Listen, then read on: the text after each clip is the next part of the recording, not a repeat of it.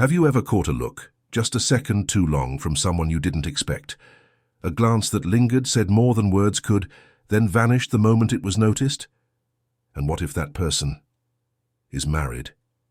Welcome to today's video. We're exploring something delicate and undeniably human, the subtle signs that a married woman might be attracted to you, but is quietly, intentionally hiding it. Now, before we go any further, let's make something absolutely clear. This video isn't about encouraging infidelity. It's not about crossing lines, breaking hearts, or feeding fantasy. It's about awareness, about understanding what's really going on beneath the surface of everyday interactions. Because sometimes, what's not said speaks louder than what is. We live in a world where people often wear masks, especially in relationships. And when someone feels unseen, unappreciated, or emotionally disconnected in their marriage, they may begin, knowingly or not, to seek that connection elsewhere. That doesn't make them bad, it just makes them human. But human behavior is rarely simple. That's why today we're not here to judge, we're here to notice, to understand the patterns, to decode the quiet language of eye contact, posture, tone, and timing.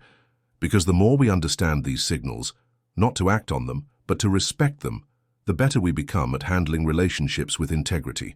So whether you're simply curious, or you found yourself in a situation that's left you wondering what's really going on, stick with me.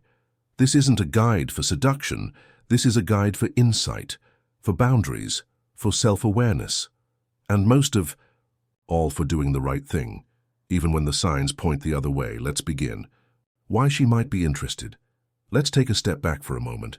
Before we dive into what she does, the glances, the gestures, the subtle cues, let's ask the deeper question, why? Why would a married woman, someone we assume to be emotionally committed, show signs of interest in someone else? Here's a truth we don't talk about enough. Marriage, while sacred, doesn't always meet every emotional need.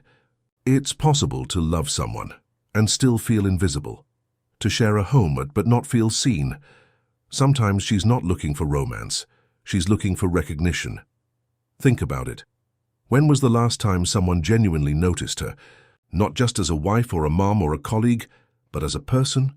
When someone remembers a story she told in passing, when they say, "Hey, your hair looks different and it suits you," and actually mean it, that small spark of acknowledgement can feel electric, especially if she hasn't felt it in a long time.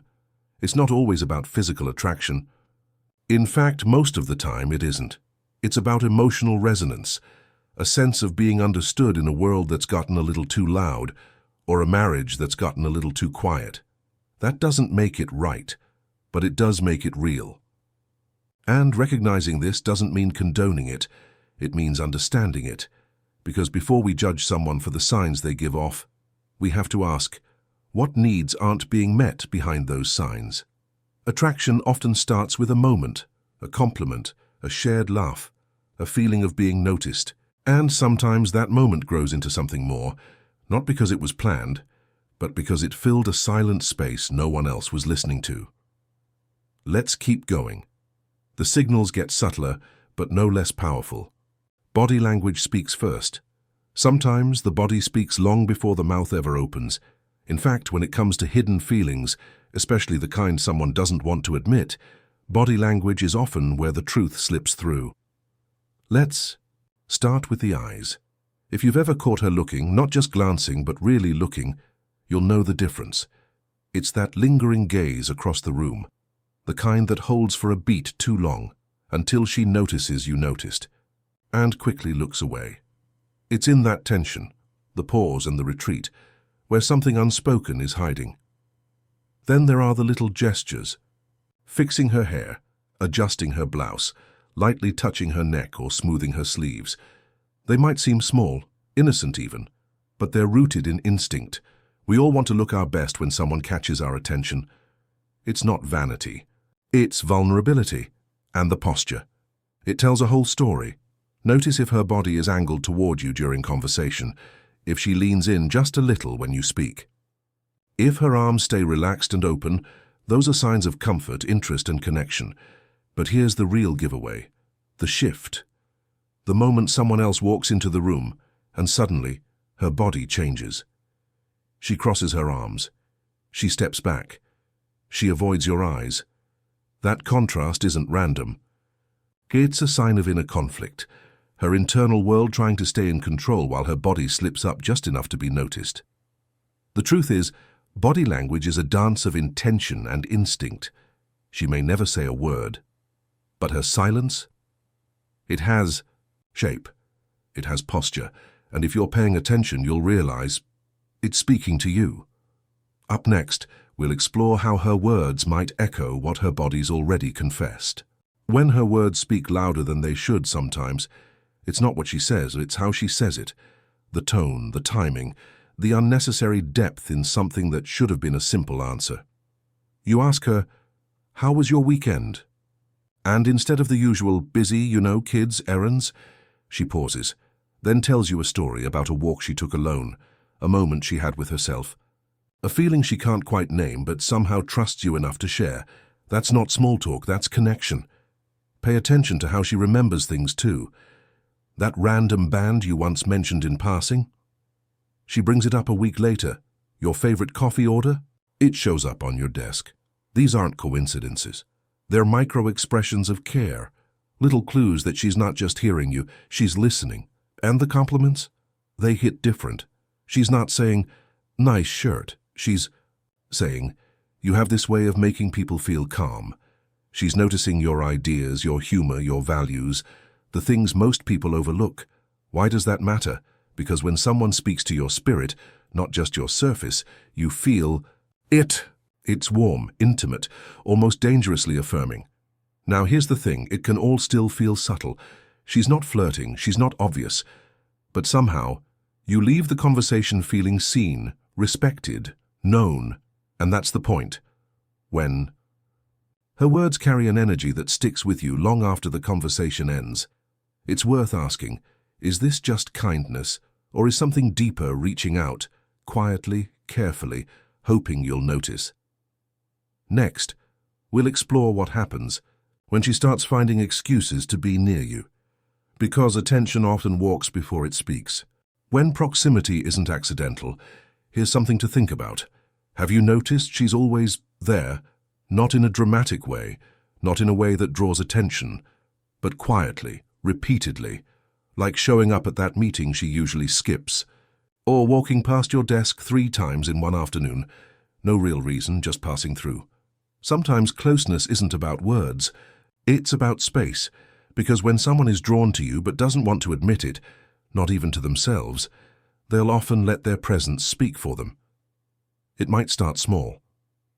Suddenly, she's interested in that podcast you recommended. Or she asks about your favorite trail, despite never having shown interest in hiking before. Maybe she brings up that obscure book you once mentioned, and now she's reading it too. These aren't grand gestures, they're threads. Quiet, subtle, threads being woven between 2 people, intentionally or not. Now some people will call it coincidence, but when the same person keeps showing up in your orbit, not once but again and again, you have to ask, is it really just chance? See, emotional attraction often seeks proximity. It doesn't always shout, it lingers, it follows. It finds reasons to stay close without crossing the line. And what makes it complicated is that it looks so harmless, so easy to ignore. But if you felt the energy, the tension, you know it's not nothing. So, what do you do when someone's nearness starts feeling too familiar? Do you lean in? Do you step back, or do you simply notice and decide what kind of space you're willing to hold? Up next, the contrast. What happens when she's warm in private, but distant? The moment others appear, the shift when others walk in, it's subtle but unmistakable. One moment she's engaged, warm, even vulnerable. The next she's a stranger across the room, and the only thing that changed was someone else walked in. This is where it gets complicated, because when someone's feelings aren't meant to be visible, everything becomes performance. You're mid-conversation. It's light, honest, even a little playful. Then suddenly, her posture stiffens. Her smile fades. She excuses herself, or worse, pretends the moment never happened. Sound familiar? That's not indifference. That's self-protection. You see, when a woman is drawn to you but knows she shouldn't be, public spaces become emotional landmines. She's navigating two worlds, what she feels and what she can't afford to let others see. And so, she overcompensates. She'll act overly formal with you, redirect her energy to others, or keep her distance just enough to quiet the suspicions she thinks might be forming. It's not rejection, it's retreat. She's not pushing you away. She's shielding herself from exposure. Because feelings, once seen, become real, and real comes with consequences. You might notice this pattern: warmth in private, distance in public, a constant swing between presence and absence, like emotional tides pulling in two directions. So what do you do with that? First, you recognize it for what it is: conflict, not just between you and her, but within her. Then you decide what story you want to live in, one where you're a secret, a shadow, or one built on clarity and self-respect. In the next part, we'll talk about those mixed signals, and why inconsistency is often the clearest signal of all. The push, the pull, and everything in between. It's confusing, isn't it? One day she's warm, laughing at your jokes, starting conversations, leaning in just a little closer than necessary. The next, she barely says hello. And you're left wondering, did I imagine everything? You didn't. What you're seeing is a heart at war with itself. This is what emotional conflict looks like.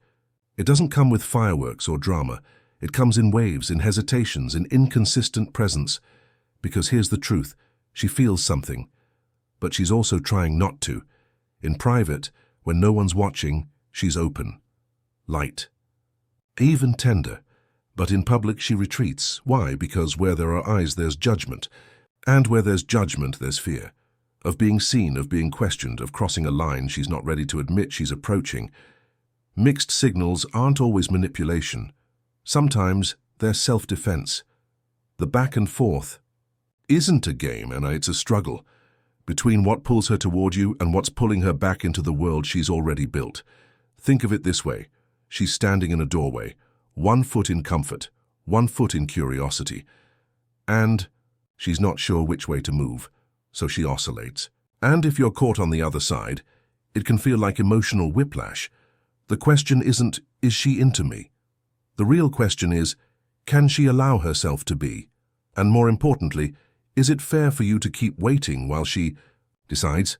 Because in the space between her yes and her no, you're the one holding the weight of her silence. Next, we'll look at what happens when she refuses to name what's obvious, and why that avoidance may speak louder than any confession ever could. The silence that says everything. Here's the thing about unspoken feelings: they're not always waiting to be confessed. Sometimes they're built to stay hidden. You may have felt it: the tension, the looks, the lingering energy between you two. But try to name it, try to say it out loud, she'll smile, she'll brush it off. She might even say, "What? No, don't be silly." And just like that, the moment slips through your fingers. But here's what you need to understand. That deflection isn't a denial of feeling. It's a denial of accountability, because once it's named, it becomes real. And real comes with consequences. So instead, she keeps it vague, undefined, somewhere between friendly and something else. Not close enough to cross the line, but just close enough to keep you emotionally tethered. She may never say, "I like you," but she'll keep finding ways to be around. She'll keep noticing your mood, remembering your habits, asking about your day. It's connection, just without commitment. And if you're not careful, that gray space becomes a trap. Because here's the truth: ambiguity is a kind of shelter.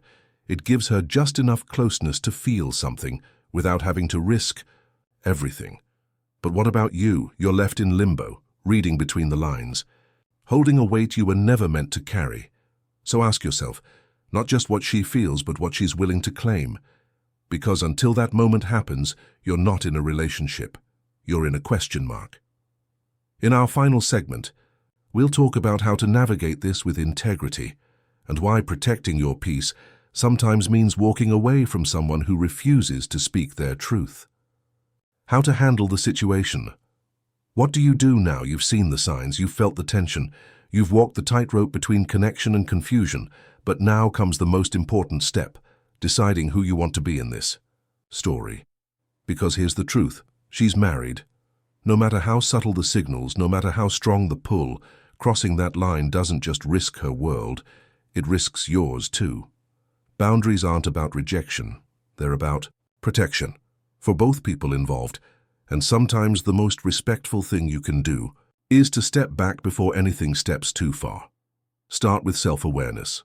Ask yourself, have I been feeding this energy without realizing it? A kind smile, a lingering chat, a little too much eye contact, they add up. Not because you meant to lead her on, but because feelings don't always ask for permission. If you recognize you've been part of this dynamic, don't punish yourself, just pivot. Create space, pull back from overly personal conversations, limit one-on-one time, and if it feels necessary, speak gently but clearly. Hey, I value our connection, but I think it's best we keep things professional. That one sentence, it can change everything. It draws a line without drawing blood.